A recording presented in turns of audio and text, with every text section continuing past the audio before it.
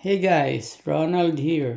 If you have a light switch that's wobbly and you don't want to spend money trying to buy a new one, what you can do is just to try to fix it by aligning it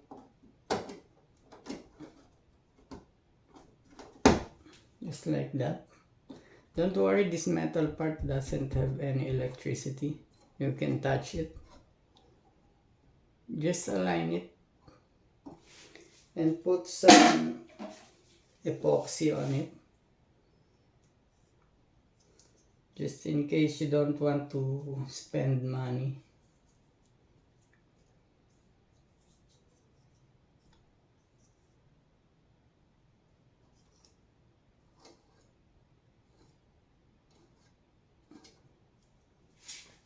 Okay, I'm going to use my fingers to spread the epoxy evenly.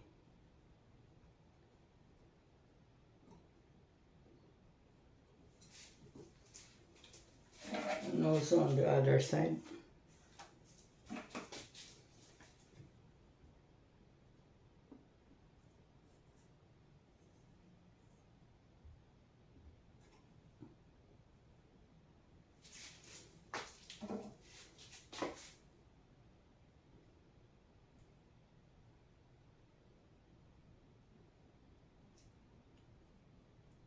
Yeah, just wet your fingers with a little amount of water.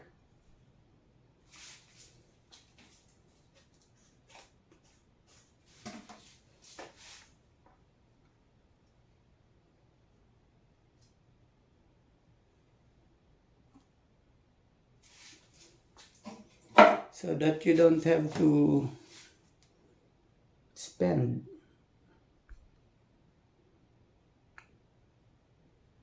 Okay, so we will just let it dry for 2 hours.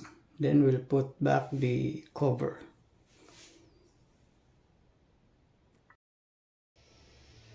Okay, so it has solidified.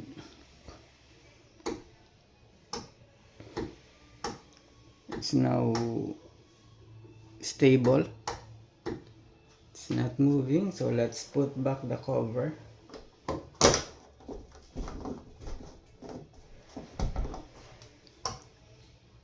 Okay, so I hope you like the idea and looking forward to seeing you again on our next video.